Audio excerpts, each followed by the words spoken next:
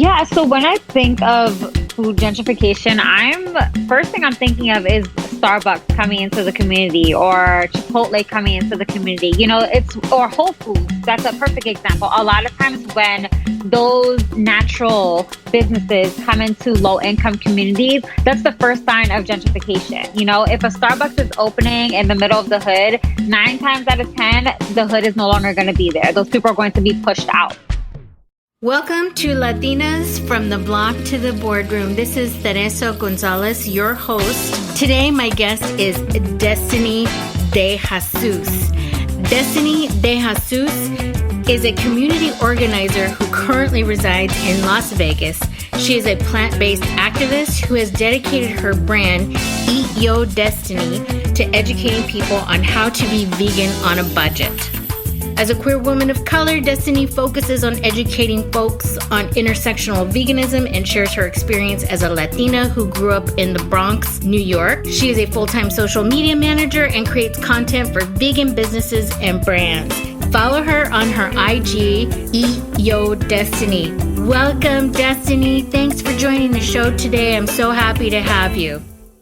Welcome to Latinas from the Block to the Boardroom podcast, Destiny. I'm so happy, as always, to have women of color. And I love having you as my guest because you are working with some very foundational Latina mujeres that are doing a good community service.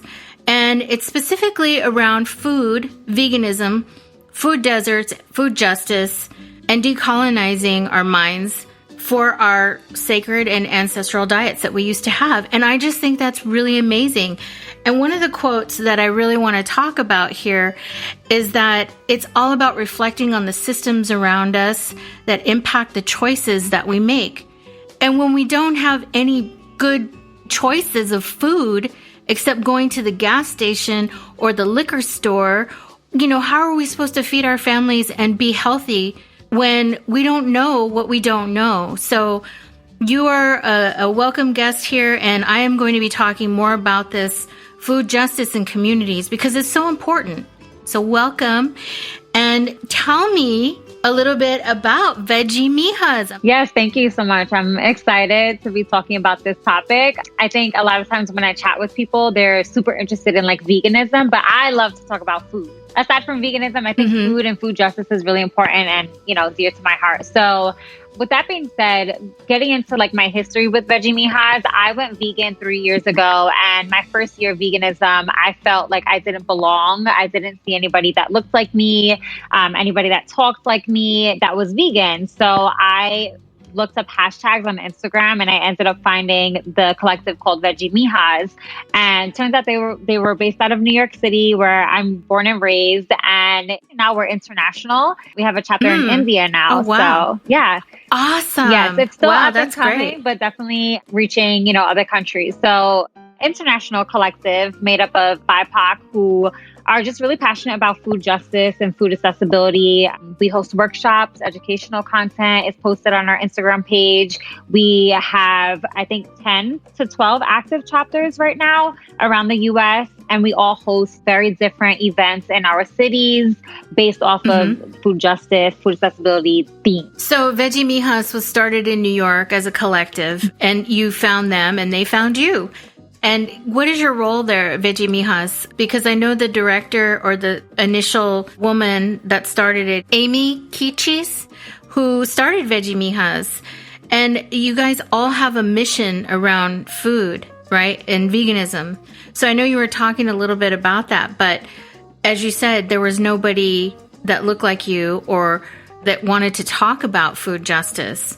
So when you came together, what was the initial mission that you were going to put out into community and with these chapters? I mean, other than to establish there's a community for this, Can you give us the social justice aspect of that? Yeah. So for me personally, when I reached out, I had really no event planning experience or organizing. When I was living in New York, I did do a lot of like protests and things like that, but I was more on the media side. So me taking the role of actually organizing events was scary at first, but I started the first chapter in Texas. So I was living in Dallas, Texas at the time. And I just started that chapter. And initially, my goal was just to meet people, like I wanted to focus on building community before doing the actual groundwork, dealing with like food justice, because I think it's really important to get to know the people who are standing next to you on the front lines. You can't really organize and create change if you don't know who you're doing it with. So I focused specifically for my chapter on doing community building events. Obviously, all of them were like vegan friendly and focused on, we had conversations about food justice and stuff like that. But that was my role as an organizer in Dallas. I then turned into a coordinator where I am helping 5 different chapters host their events. So right now I'm working with Philadelphia, Orlando, Austin, Dallas, and Denver. So all of them are doing very different things. We have a chapter in Austin that is working on just making food accessible to the community. So they've created a garden, a veggie garden for the community. And that's really important. I know Philadelphia is working on doing a community refrigerator, that's local in neighborhoods that actually need access to food, So wow. Yeah, we're doing a bunch of different things in different cities. I think every city, we all have one bigger picture, but every chapter has a different goal, What people need in Dallas, they might not really need in New York City and, vice versa. So it's really amazing to work with different chapters and organizers around the U.S. and see what the need and demand is, revolving around food justice in their community. So the other thing I want to bring up, these are all very good points. But I have an idea, and I don't know if it's ever been thought of, is while you're talking about community gardens, building those, that's big for low-income neighborhoods that don't have accessibility to fresh fruits and vegetables, but also like a community kitchen where people can cook their food. Because sometimes it's really about, I don't have the knowledge to cook food or how to make a good meal, or where can I meet other people? I know that's part of the mission, is that you guys bring people together to bring food and probably cook it in someone's home pre-COVID or in an area pre-COVID. But I think community kitchens for people to have their families come and share that food knowledge is awesome. And which is leading me into your Instagram account, which is amazing. It's called Eat Yo Destiny. That is Destiny's live, I want to call it your vegan recipe cooking show. Or is it your shopping cooking show? It's everything. Oh my God. God. Tell me about it, because I love it. I really do. I don't even know half the stuff you buy. And when you say it's at Trader Joe's or grocery outlet or wherever, I'm like, I never see that. Where does she get it?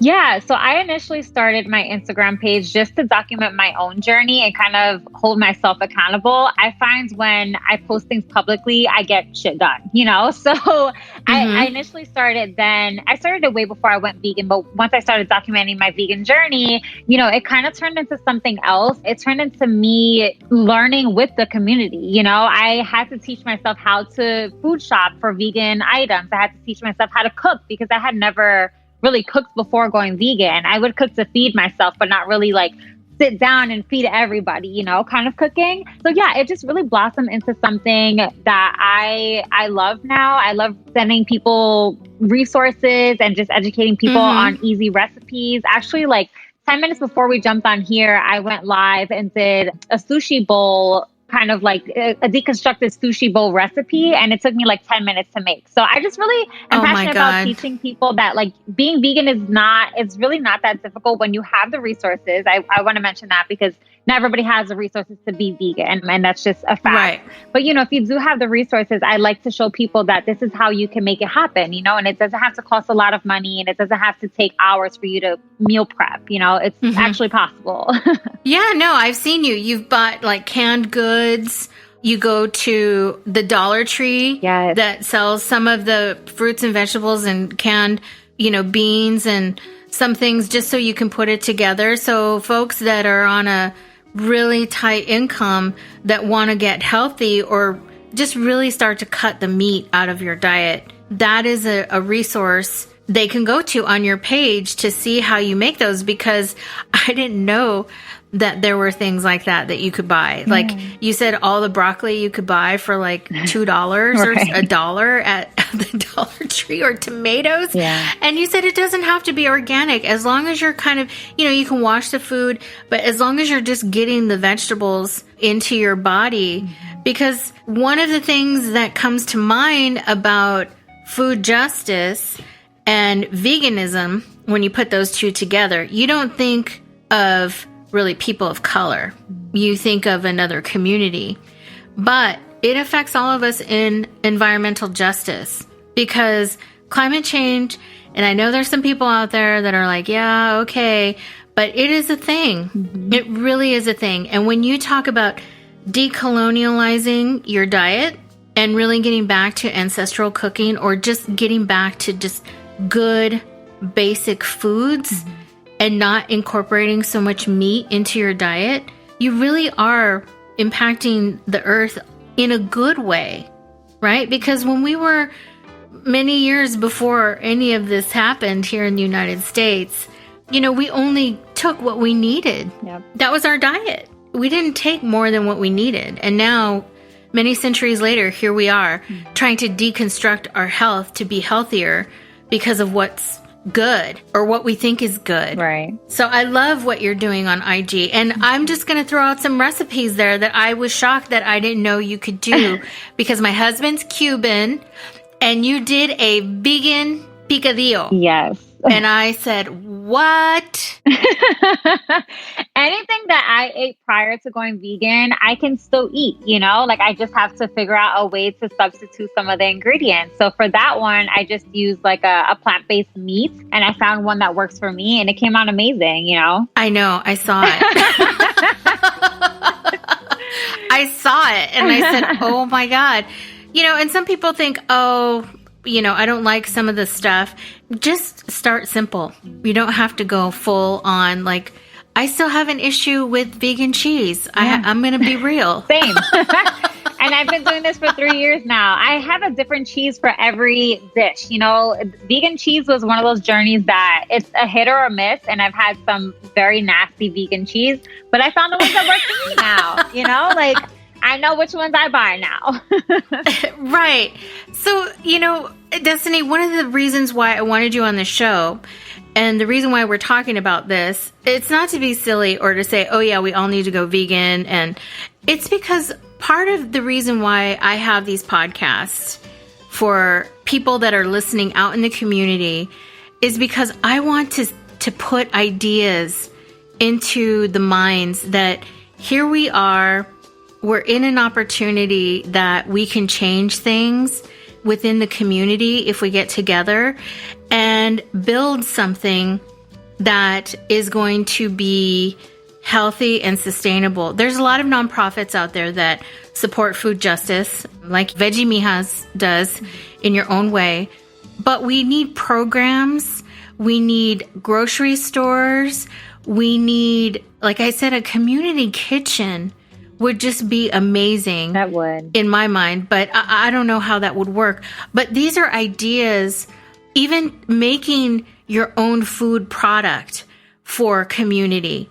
Because there is a tofu place, I think it's Hodo Tofu, that's over here in Dogtown, Oakland. He makes all different types of plant-based meat products with tofu. Nice. And he just said because he saw nothing in the market that would fulfill his palate. Right. So as Latinos and, all of us out there, we have a diverse palate amongst all of us, right? Mexicanos, Dominicans, Cubans, all of us together, we all have our little special thing, and we don't have those products. So, if you want to try to make a product, or you want to set up a community store, a kitchen, something, I want to be able to help with your voice and your show to leverage that. Yeah.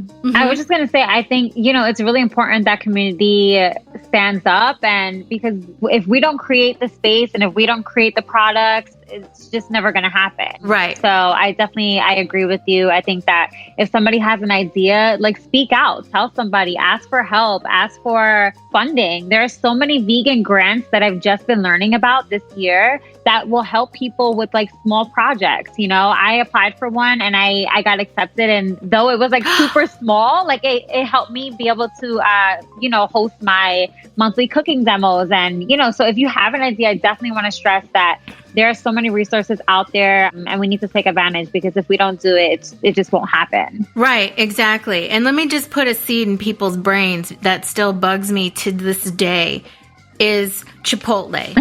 I'm just going to put that out there. I'm going to say it. The stock, it is astronomically high. It is run by white folks.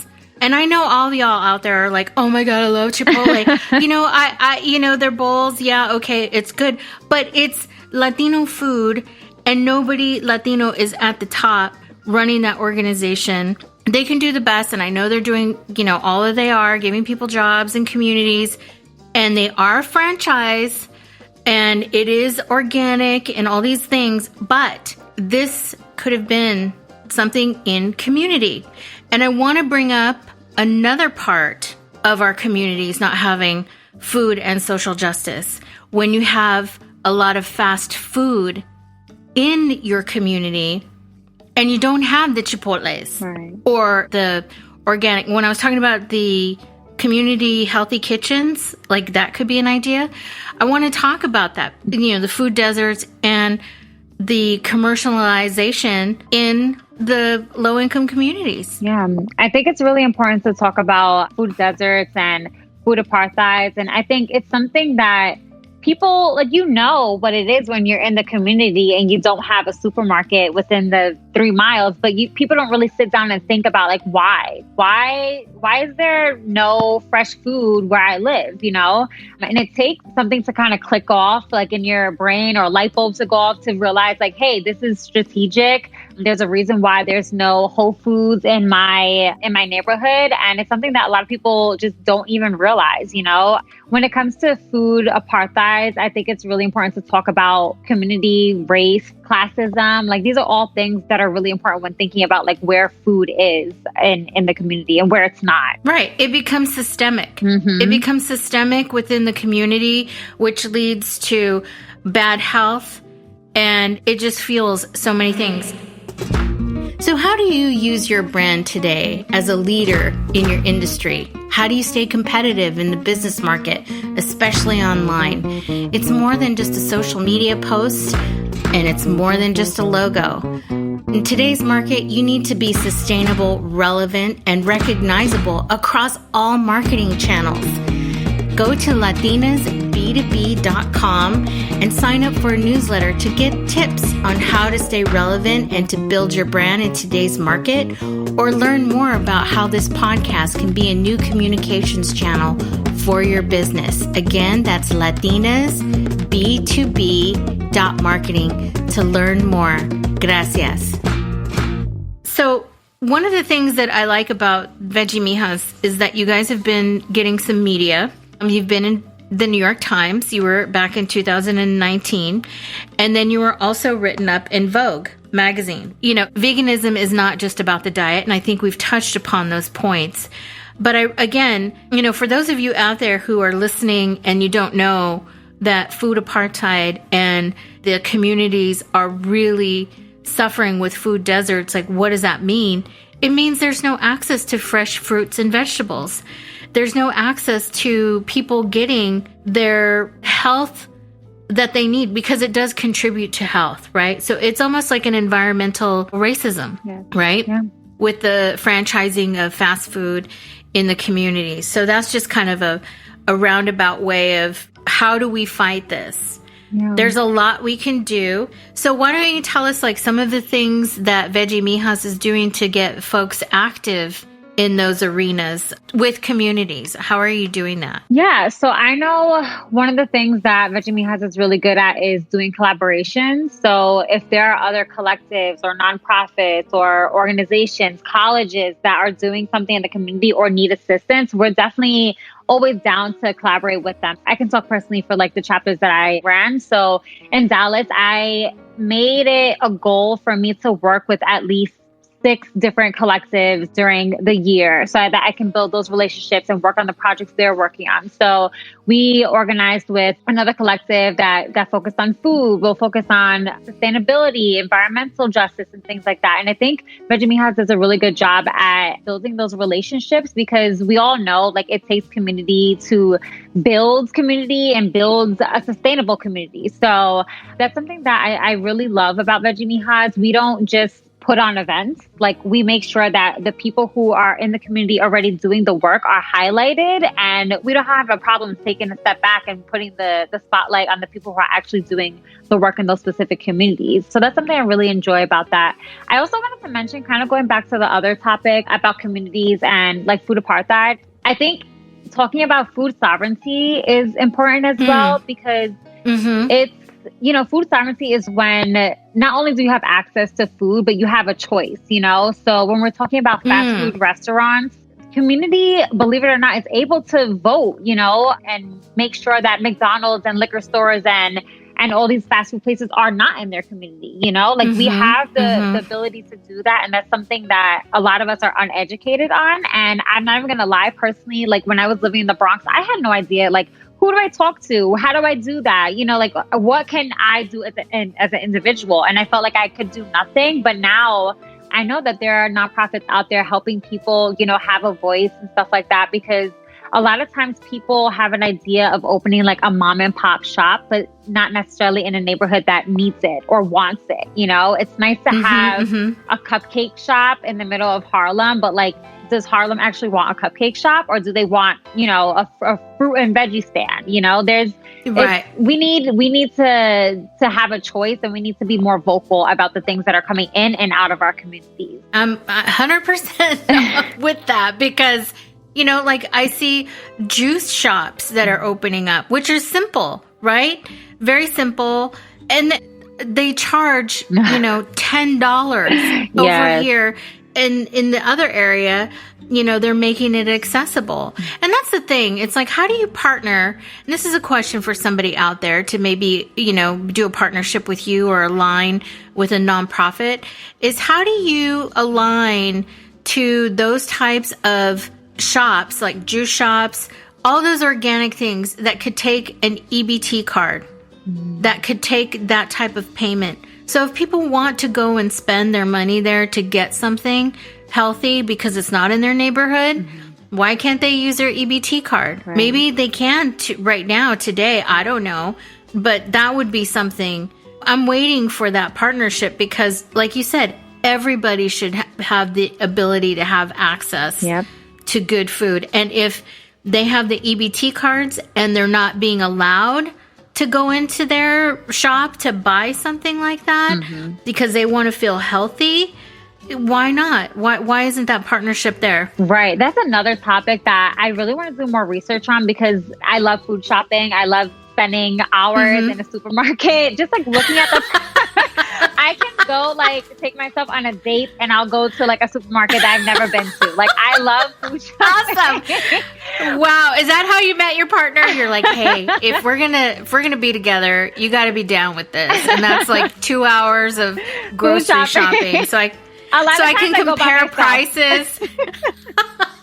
I go by myself because she already knows, but a lot of times I do make her film the grocery hauls with me. So, but no. So what I wanted to mention is that when I am in the supermarket, I notice a bunch of the different, you know, products that are on the shelves, and I do see the ones that do take EBT and the ones that don't. And when you really look at it, like a lot of the items that you can pay using your EBT card are like not that great. And the one right next to it is the one that a person should actually be buying. So that's another topic for like another podcast or something. But I know personally, in Dallas, and I think here in Vegas now, some of the farmers markets are taking EBT cards. Right. So that's really important. I think, I love to see it. I think there's like this huge stigma with EBT cards, and growing up, seeing my mom swipe one for majority of my life, like I never really understood what it was to just swipe a credit card and not have to worry about, what food you're buying. Like we always had to get what was accessible to us. So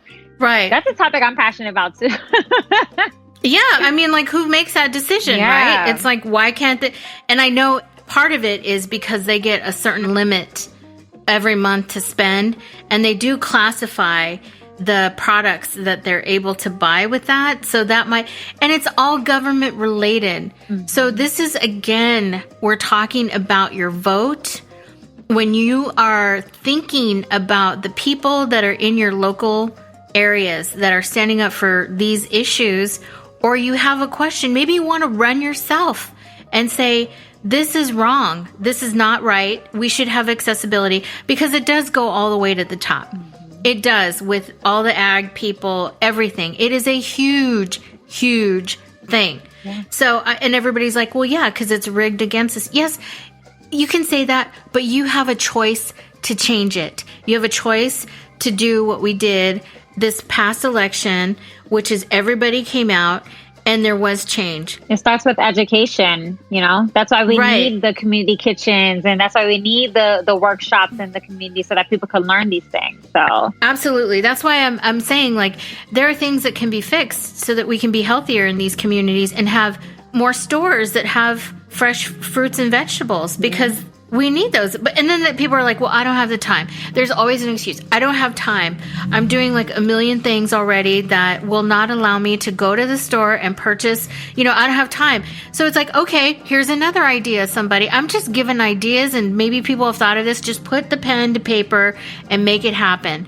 Is go to the places that are getting, the fruits and vegetables, and create community food boxes that are accessible by EBT and deliver those to people. They have delivery systems already for like Good Egg and all these food that's pre-made, or you get these boxes. I think there's a company called Imperfect Fruits and Vegetables where you pay a monthly fee. And this is crazy. The fruits and vegetables that are not aesthetically pleasing for purchasing, but they're still good. Yep. So they put them in these boxes and send them to people that can pay for this. Why not have the EBT cards for people and deliver that to folks so that they do have it if they don't have time?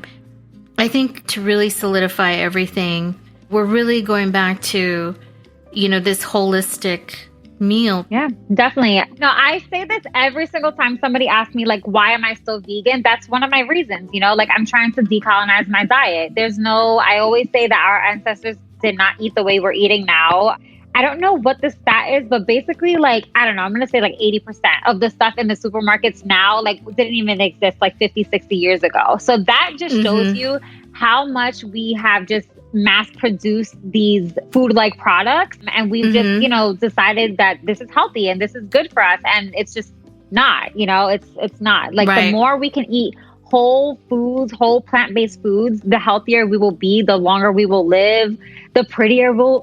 I'm kidding. But, like, it's just, I'm telling you, true. Your skin will look amazing. Yeah. I'm not kidding. It will. Your skin will clear up. I know all of y'all out there like Doritos and Cheetos and, Takis and all that stuff. But they don't love you. They don't love your body. It does not love you. It does not love you back as much as like papayas and pineapple piñas. And I do love the fruit cups, that you get, and you put the tahini on them, and that's good. I do, those things are good and fresh. I get that. Yeah. But, the other stuff, which is really hard sometimes. Yeah. And no one's saying go hardcore and just cut it all out. Mm-hmm. Just, gradually, right? Take your time with things. I always tell people, you essentially are going through a withdrawal. If you grew up eating a standard American diet, which they call the SAD diet, because it's true. It's sad. Wow, SAD diet. Wow, standard American. Wow. I learned something right now.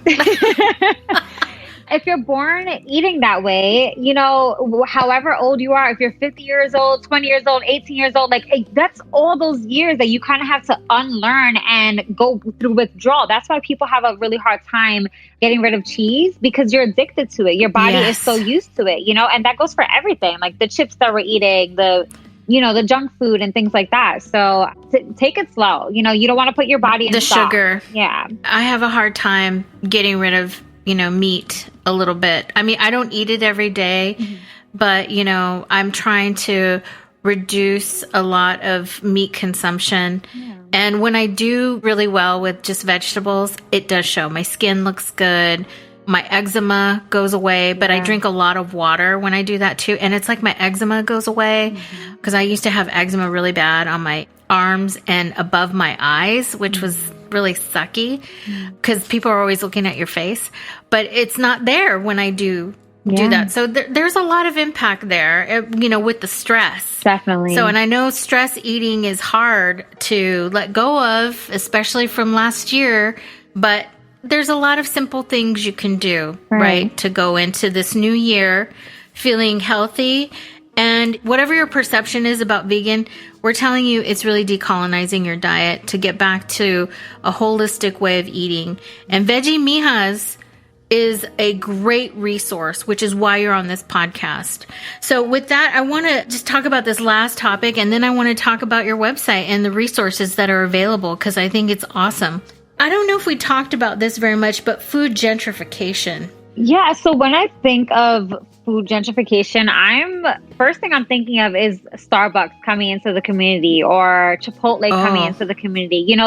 Or Whole Foods. That's a perfect example. A lot of times when those natural businesses come into low income communities, that's the first sign of gentrification. If a Starbucks is opening in the middle of the hood, 9 times out of 10, the hood is no longer going to be there. Those people are going to be pushed out, because Starbucks doesn't want those customers. Starbucks wants the other people to start coming in. And that's what happens a lot of the time. So that's when I talk about food gentrification, and when I hear about it, that's essentially what I think about. That's kind of happening in my new neighborhood now. They're popping up with a bunch of new places. So I almost feel like it's a chicken or egg scenario. No pun intended there about my chickens, but it's almost like the people have to come first, and then the stores come. Are you saying that the stores come first and then it's the people? I'm not sure, because my neighborhood has changed a lot in the last few years, and it's been really crazy. And community has been pretty stable to some point, but all of the Bay Area has gone through a serious gentrification.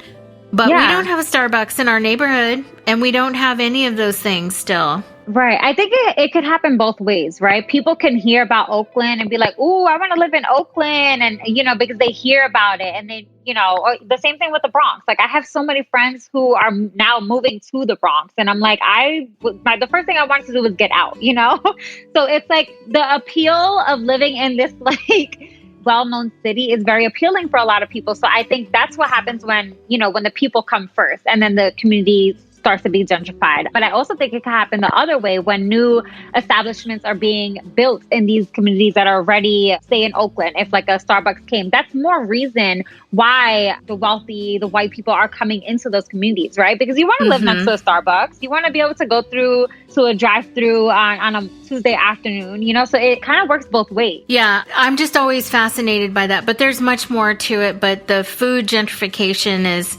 something I was really interested in knowing more about. And yeah, I think it's the Whole Foods, it's like, oh, it was a food desert, but now there's a store that's opening and people can't afford it. Exactly. So that's where we start to see the change, and community really gets pushed out. So, right. I mean, it starts at all levels. That's why the engagement, the activism, and the support into local, city hall meetings. But if you go to your local city website and you start to look for things or ask, where can I get notifications in my neighborhood about new buildings that coming up, or restaurants people are applying for, because these are all public record things that you can actually access.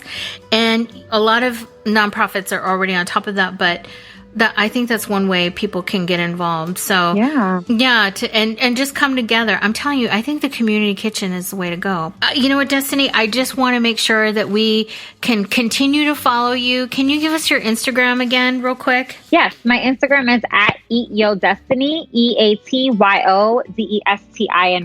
What vegan meals can I make that are related to my culture, and it's not really going to be bad? You know, there's very simple things, right? Mm-hmm. Rice and beans, you know, my grandma's always said rice and beans will always get you through it. You can make tortillas without the lard. You know what I mean? You can use some olive oil if you want to. So what are some other things? What are your favorite, like, Latino dishes, or maybe you have some personal ones that you could just throw out a recipe that is really good? Or when can they catch you on your live IG? Yeah, so I go live kind of randomly, so you really just have to follow me. But I do I kind of go, you know, I need to be more strategic with my lives. But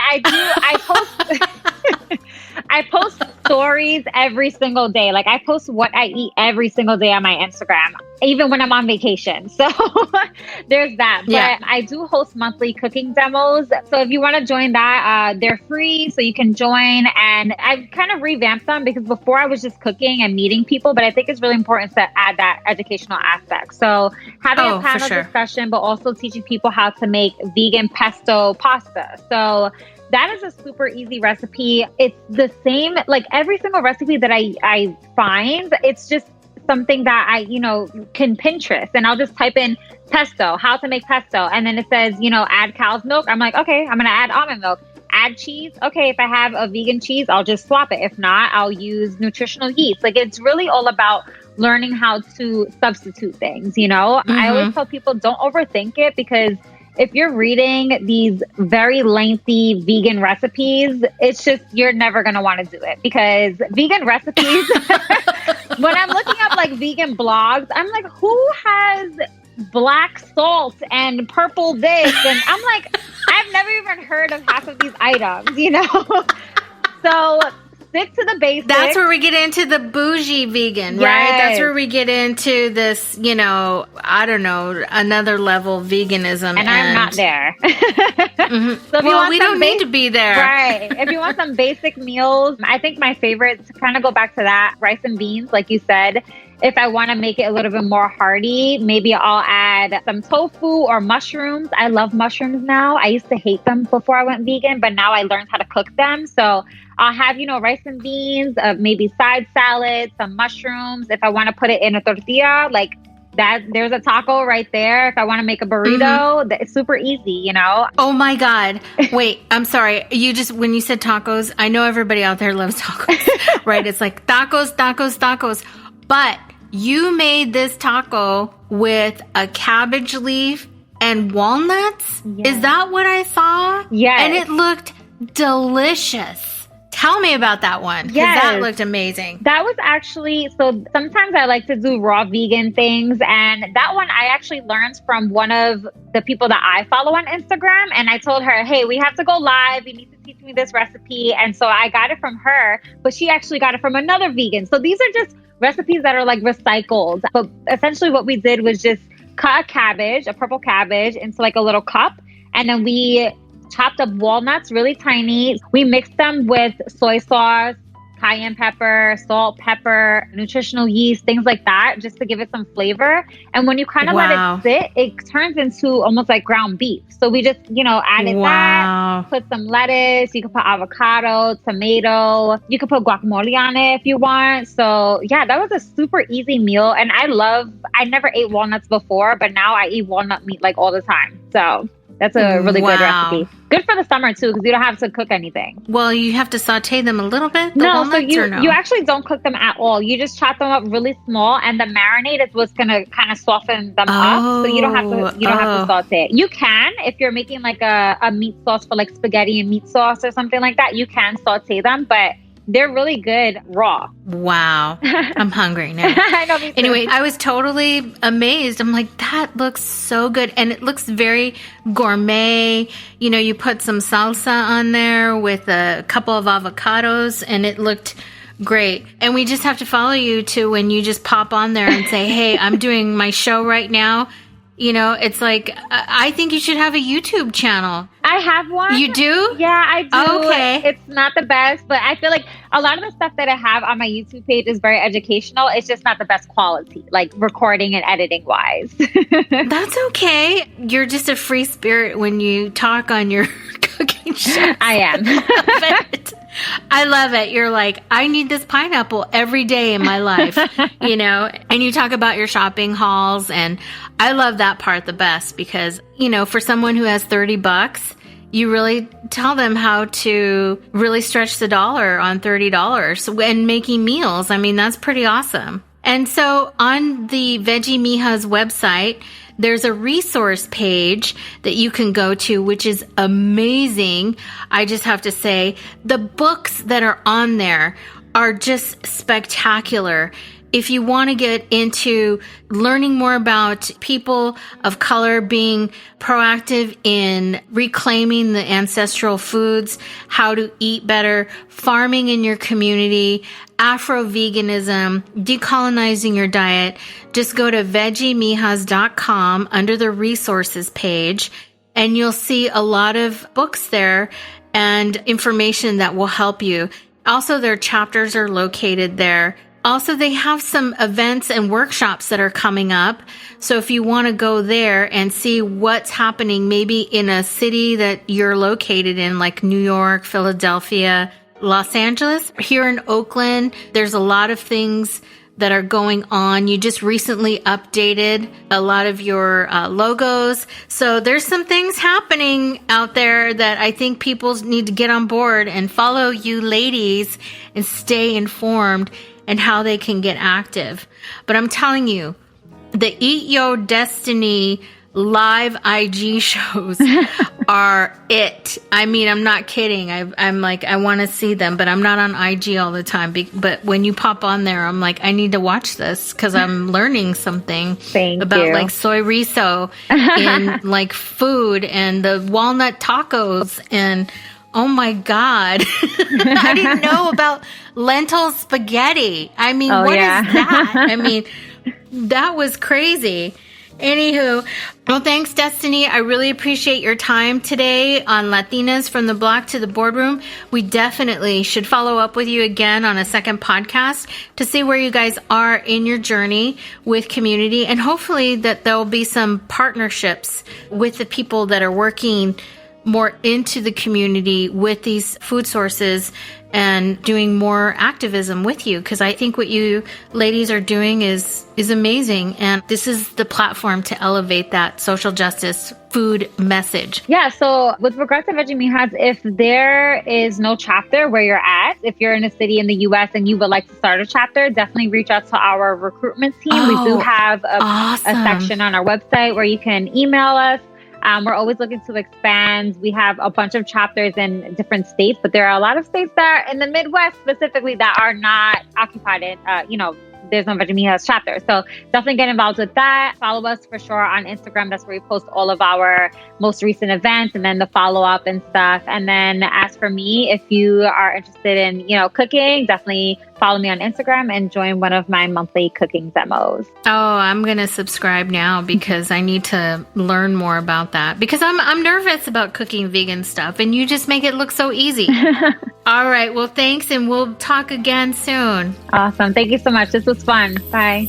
Thank you, Destiny, for joining me today on Latinas from the Block to the Boardroom. Such great information was shared today. If you'd like to follow Destiny again, she can be found on Instagram at EYoDestiny.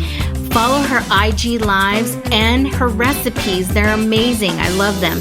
But for more information about the organization that she works in coordinating chapters, and you'd like to learn how to be involved in decolonizing your diet and learning new recipes from Veggie Mijas, you can go to veggiemijas.com.